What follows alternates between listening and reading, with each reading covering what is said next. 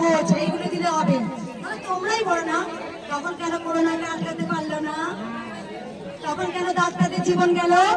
তাহলে যারা তান্ত্রিক জ্যোতিষী তারা কেন ভ্যাকসিন দিল?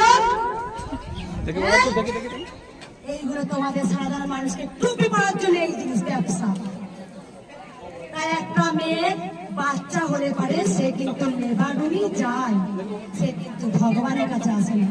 যখন ভগবান পেরিয়ে চলে যায়, ডাক্তার যখন পেরিয়ে চলে যায়, তখন তারা আসে মায়ের কাছে।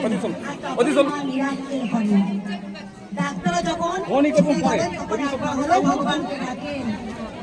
তাহলে আমি বারবার ভক্তদের বলি, কুসংস্কার কেউ কেউ বিশ্বাস করো না, ভগবানকে বিশ্বাস করো।